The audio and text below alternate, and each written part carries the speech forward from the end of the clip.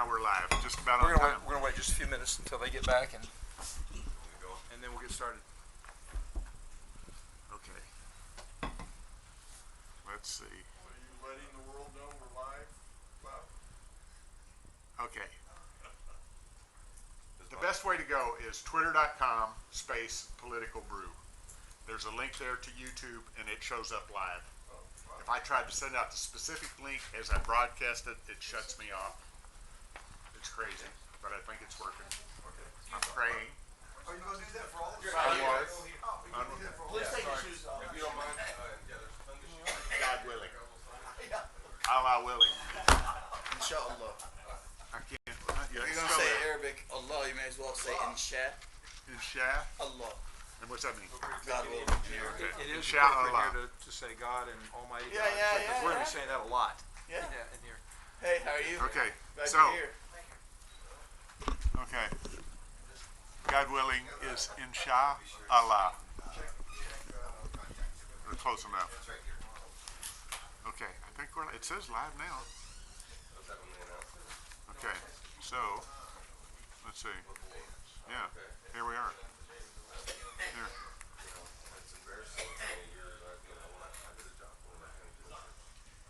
Omar, Yes. stand by. Look at you.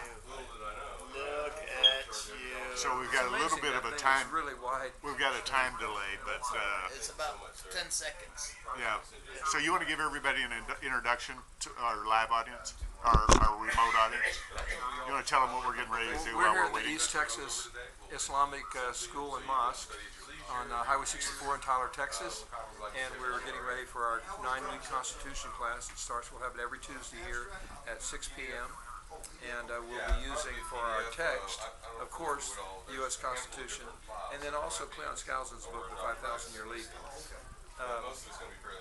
We'll have a glossary every time, and we'll be covering the preludes to America, the preludes to the Declaration of Independence, the Declaration itself, the Revolutionary War, and then of course the Constitutional Convention.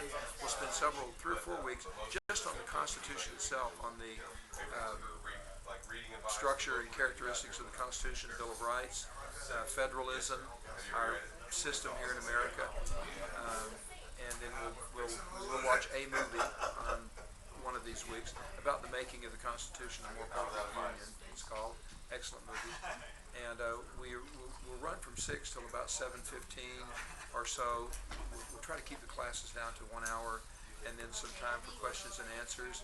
We'll make sure that we're done in plenty of time for the call to prayer here that is at sunset. Is that right? And it's generally around 7:30 now. And that'll get earlier and earlier. No, that'll get later and later. Yeah, that's good. Yeah, we're 30 seconds. Is it 30 seconds? So we're excited about this. We do this at whatever churches invite us, and it's a 9-week course. And we promise people that they will Want it on? learn and understand more about the Constitution than 98% of Americans. All of our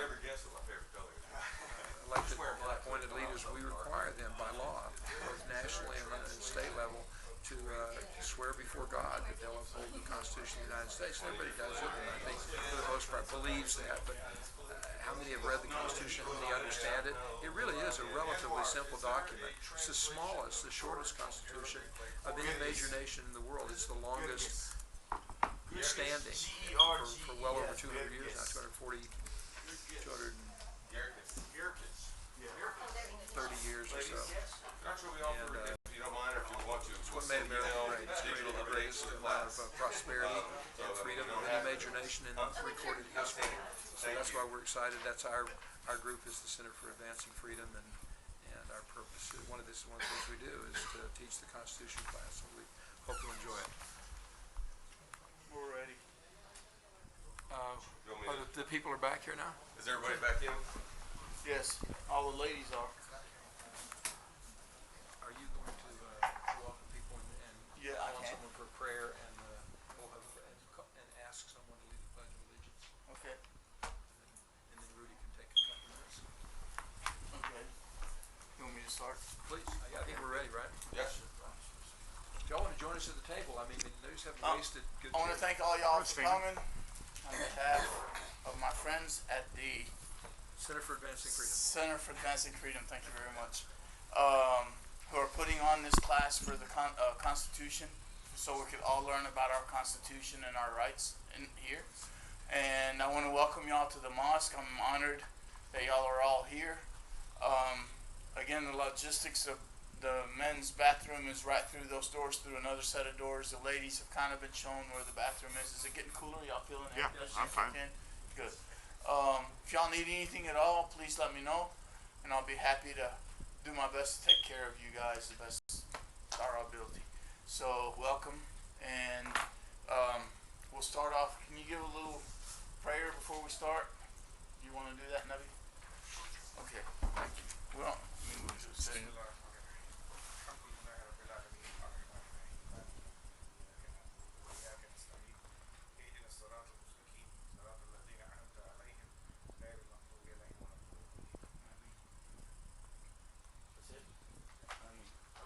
well, and what he said is, in the name of God, the most gracious, the most merciful. I can read it here. I mean, I've got it here. Okay, yeah, Yeah. please. Okay. So, in the name of Allah, the most beneficent and most merciful. All the praises and thanks to be Allah, the Lord of the Alameen, mankind, jinns, and all that exists. The most beneficent, the most merciful, the only owner, and the only ruling judge of the day of recompense. That's the day of resurrection. You alone we worship, and you alone we ask for help for each and everything. Guide us to the straight way, the way of those on whom you have bestowed your grace, not the way of those who earned your anger, nor of those who went astray.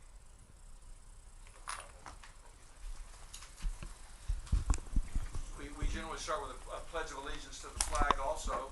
Who would you like to ask? All right. Yeah, we typically do the American flag first, so if y'all would all join me. Pledge allegiance to the flag of the United States of America and to the republic for which it stands, one nation under God, indivisible, with liberty and justice for all. And the Texas flag.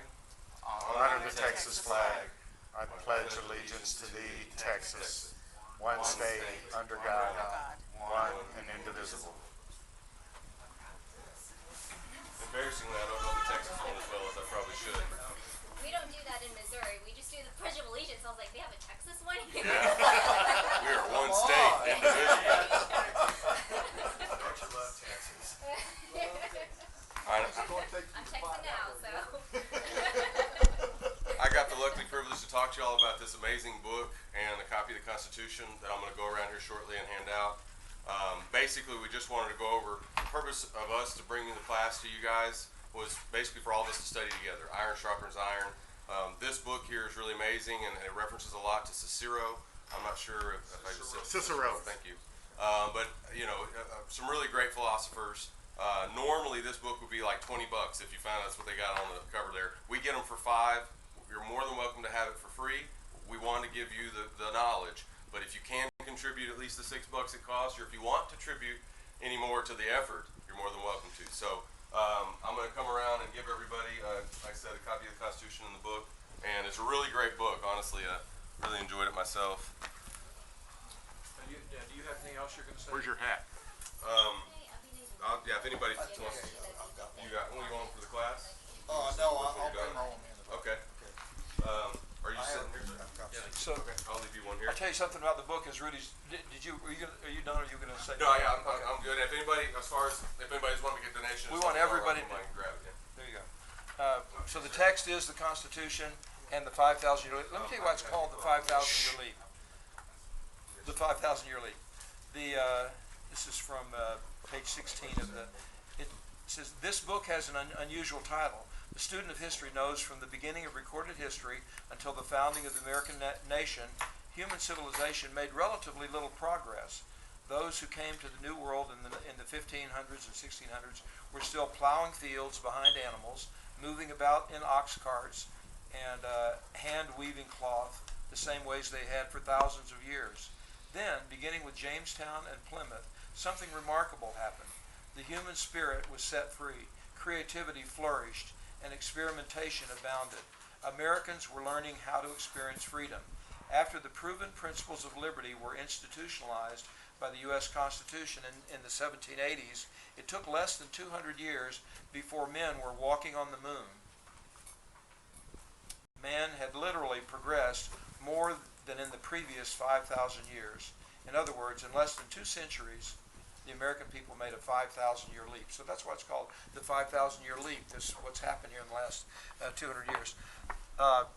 This book has 28 principles that you'll be learning about as we go through here, and there's a bookmark. We'll pass that out too. It has the 28 principles listed on the back.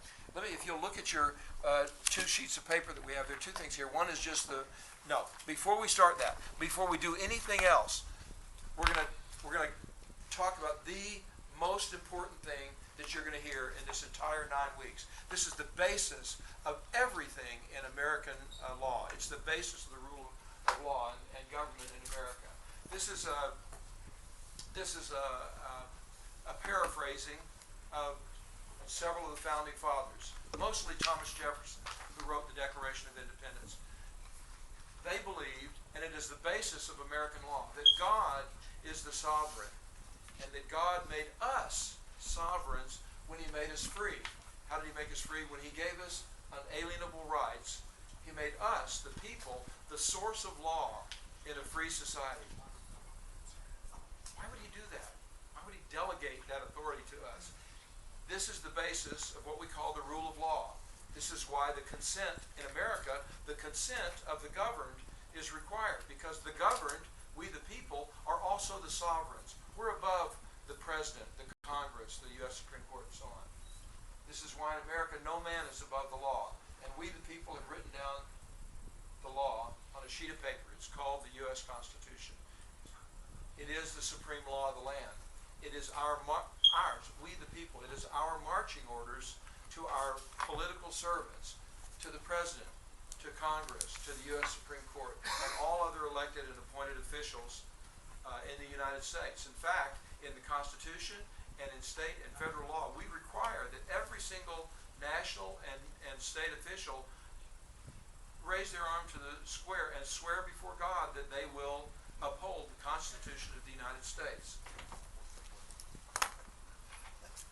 It is written, the Constitution is written specifically to make sure that our government leaders protect our God-given and unalienable rights. In other words, what America is all about is God-given unalienable rights. We create, I'm almost quoting the Declaration of Independence right now. Thomas Jefferson said, we create governments to protect our God-given unalienable rights. And if they do not protect our God-given unalienable rights, then we the people have the right and the responsibility to alter or abolish that government. That's what we did in 1776. The Crown and Parliament were not protecting our God-given unalienable rights. And you're going to learn, you're going to hear God-given unalienable rights over and over. I hope it's not ad nauseum, but you're going to hear it until you're going to remember it. I promise that you're going to come out of this saying, America. Can we ask questions? Yes. And you are the sovereign, and you are the sovereign, and you and me. Yes. What and is you. unalienable? Unalienable is also inalienable. It means that they cannot be alienated. They can't be taken away from us. The reason is that God gave them to us. In America, our government is based on the idea that God gave directly to us as individuals natural rights that we'll learn about today. And so they're unalienable because government did not give them to us. Government cannot take them away from us.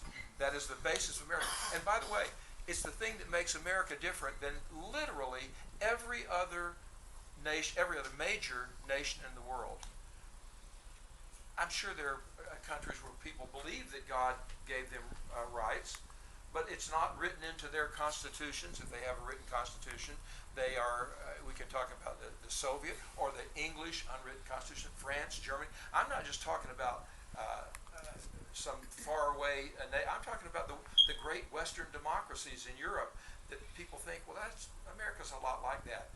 There's one thing that makes us different than every other nation, and that is the idea that of God-given, unalienable rights that makes us, we the people, the sovereigns. Now, okay, if you'll take a look at... Isn't it mainly because all those countries had a history of kings? Yes, and that's a lot of what we're going to be talking about today. Obviously, we didn't start with a king, we started with a president. We're going to hit this idea from every different direction, including the divine right of kings and a lot of other things. If you'll look at this brief overview, it says Discover the Constitution. This is just a brief overview of the 9 weeks that we're going to... Discover the Constitution. No, this is the brief overview. This is not it. There's week 1. That's week 1. Okay, keep going. That's good. Yeah, week 1, that's today. We're going to talk about the preludes to American government, the preludes to the American Revolution, and specifically the Protestant Reformation, the scientific Enlightenment, the political philosophers, and how it built up and supported and got us ready for what happened in 1776 and 1787 when the Constitution was written. In the second week, we're going to declare our independence from Great Britain, and we'll study. You'll learn and understand the principles of the Declaration of Independence. And on week 3, 4, and 5, we'll be studying in detail the Constitution, the structure, and the substance of the Constitution.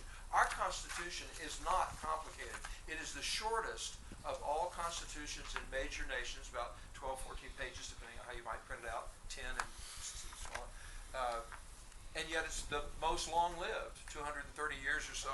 There's not another major nation in the world that's had a constitution, and it has created the greatest amount of prosperity and freedom in recorded history. So, I promise you that through this 9-week course, you'll come away with a better understanding of the U.S. Constitution than 98% of Americans. Maybe 99% of our politicians. Yeah. Because, they swear, and they probably, many of them believe in the Constitution, but they haven't read it. If they have read it, they didn't understand it. But you're going to understand it. It is a simple document. It's written in 230-year-old kind of English language. Jeff Hitchcock said they're co-equal branches of government. Yeah, and you're going to be very clear on that. On week 6, we're going to study civil liberties, which is basically the Bill of Rights. Just a list of maybe about 25 God-given, unalienable rights, over half of which are what we call due process rights, criminal due process rights that we believe we're born with. We have the right to, before they can take away our life, liberty, or property, we have the right to a free trial, a fair trial, a speedy trial, a jury trial of our peers, and we have the right not to be tortured, and all these different rights that are in the Bill of Rights. And then we'll talk about civil rights. Civil rights is basically the history in America of overcoming discrimination on the basis of race, color, religion, or sex. And then week 8, we're going to spend a week on religious liberty because of the attacks on religious liberty all over the world right now.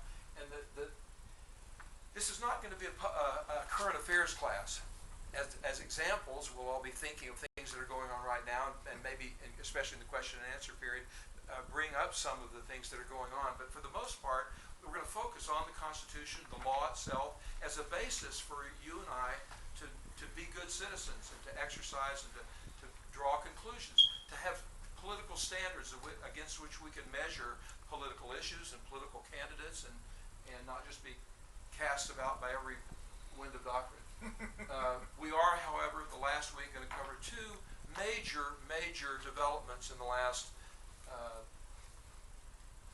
30 years or so, 100 years with the Federal Reserve System and central banking, that have changed the fabric of America and are having they are challenging, frankly, the rule of law here in America. So now, if you'll go with me to glossary number 1. We will have a glossary every week. There's 2 purposes of the glossary. It's really just an outline of what we're going to talk about each week. And I would say this to you. Every week will stand on its own. If you please invite your friends and tell them to come. They can catch up every week. If they come, they will understand they'll have a clear understanding from that particular week. And And but can I we'll- say something now? Pardon me? Is this where I was going to say something? Oh, Bob was going to Bob was going to tell us something. Go ahead, Bob. Okay, there is a website. It's called the Homeland Owners Association.com. When you go to it, it looks like this. There's 2 calendars. The calendar you want is the one on the right. It's called the ACT calendar, where you can get involved. You can see, here's Tuesday, March 15th. There's a link to the U.S. Constitution. Discover the U.S. Constitution. You click on that, and it tells you and your friends and anybody else across the world where this thing is going to be and where you can watch it on YouTube. And it also, for this week, it's got the slides that he showed. And for each subsequent week, it'll have the glossary of what we're going to be covering that week. What was if somebody comes next week? Website? Homeland Owners Association.com is Bob's website, and he records the, if someone wants to go back and watch the week they weren't here or something like that, they can go to Homeland Owners And then, Association.com. It's like an HOA, but a good thing. you know, there's a homeowners association, but we are owners of the homeland. So when we start acting like sovereigns and owning the homeland, good things will happen. That kind of happened like this morning in Commissioner's Court. Rudy was there and some other people spoke up about the county judge. Okay, one last thing. Even if you don't do Twitter, the best way to see this live, this is being broadcast live right here, and you can see the feed if you just go to twitter.com/political brew. And under the left, under my picture, will be a link to the YouTubes, and that'll take you straight to the live feed. Okay, I'm done. All right. Now, because we got started a little bit late today, and we do have a deadline, we will always be done in plenty of time for the evening call to prayer. So we're going to hustle a little bit tonight, and you may look at the glossary here and say, that's a lot to cover. We're going to be able to cover it. And if you miss it, you can watch it on YouTube. Okay, first thing on their sovereign. Remember at the very beginning, the most important thing that we're going to say the whole time, which you missed, Rita, but you know that, is that God is the sovereign, and He made us sovereigns when He made us free, when He gave us unalienable rights, made us the source of law in a free society. What's a sovereign? Anyone? When you think of the sovereign, I want to make sure that we're all the same. The sovereign is the boss. There is no one higher than the sovereign. The king, we use that term, the sovereign, the coin, it's a sovereign. It's got kings. But the sovereign is the boss. There's no one higher. In America, we the people are the sovereigns. There is no one higher than we the people. So the sovereign Except is God. Pardon? Except God. He is the sovereign. He is the sovereign, but the doctrine of America, the doctrine of our founding fathers, is that He made us sovereigns. He delegated His sovereignty to us. Why does He do that? And why would He let us have babies, by the way? That's a very... The closer you can stay to this, the better the audio. He delegated His sovereignty to us and made us the sovereigns here on earth. This is the basis of the rule of law rather than the rule of man. The rule of man is where the man just makes up the laws. The king, the dictator, the emperor, or whatever he may be. And we're going to talk about different kinds of governments and so on. In America, we believe in the rule of law. We do not believe in the rule of man. The next thing on here, and we'll refer back to that, but the next thing on here is a political spectrum. And I'm just going to draw a political spectrum on here. Mostly, you and I, when we're talking about politics, you hear people talking about somebody's on the right, or they're on the left, or they're on the far left. You know, they're really liberal, or they're really conservative, and they're on the right. The people on the right, right and left. It's a false political spectrum. It really is relatively meaningless. We'll get to it. It's in the book. And by the way, if you want to review what we're talking about today, some of the parts of the book are the introduction is excellent. Part 1, which is about 25 pages, and then Principle 1, which is a really key part. It's pages 37 through 47. That's more than I will ever ask you each week to read. For next Tuesday, if you want to read ahead and cover principles 4, 5, 8, 10, and 11, they're each, maybe 2, 3, 4 pages. It's very fast, very readable, and I think you'll be fascinated. What he's talking about right now is on page 11. So here's a political spectrum. The false political spectrum, again, conservatives on the right, liberals on the left, and on the far right, really far rights, they would put Hitler is over there on the far right. He's a really bad guy, right? Well, I'm relatively conservative. I'm uncomfortable being near Hitler. I don't like that, And on the far left, on the extreme left, you've got Lenin and Stalin and Mao Zedong and the bad guys, the communists and so on. The truth is, on a correct political spectrum, a correct political spectrum, as it talks about in this book here and elsewhere, measures human freedom versus government control, government power. And if you do that, it doesn't matter which end we put. If we put over here 0% government, 0%, no government, that's anarchy and tyranny, right? I almost want that. He's got it Anarchy and backwards from the tyranny. book. At the other end, if we put 100% government, well, that's like kings, dictators. Tyrants, wouldn't that be tyranny on that side? That'd be like Hitler, a tyranny. That'd be Hitler and Stalin and Lenin and Mao and Pol Pot. We could go through a long list. That would be thousands. But this is tyranny over here. Anarchy. Neither of these are good. Nobody wants anarchy or tyranny. Okay, Rudy does. But for the most part, and nobody wants. The founding fathers found in the balanced middle the U.S. Constitution, which recognizes that we have to have some government to protect our God-given unalienable rights, but we want to have limited government, as little as we can, and we want it to be as close to home. So we want to keep most things within the states and locally. There's some things you have to have on a national level. You can have the Army and Navy on a national level. We'll learn about that. We're just going through the glossary here. So now let's talk about, we've got a political spectrum. Let's talk about some of these types of government, and maybe you can tell me where you think that they would fall on this. These are the types of government that we have had throughout the history of the world. Anarchy, we got that over here. We got tyranny over here. A monarchy, that's like kings and queens. One monarchy. Where would you put them? Yeah, kings. They're over here. They're Tyrants. Could be. They may be good. They may be good. We've had some good kings and queens and so on, but they have full power anyway. If they are, King Canute. I love King Canute and King Josiah. Or there's some good kings, but there's a whole bunch of bad kings too. Let's leave it at that. And an oligarchy. You know what an oligarchy is? We have now. Pardon? What we have now? They're acting like. An oligarchy is not a monarchy. It's not one person. An oligarchy means many. It's ruled by an elite few, and like the old Soviet, or the Politburo, or the Red Chinese Politburo.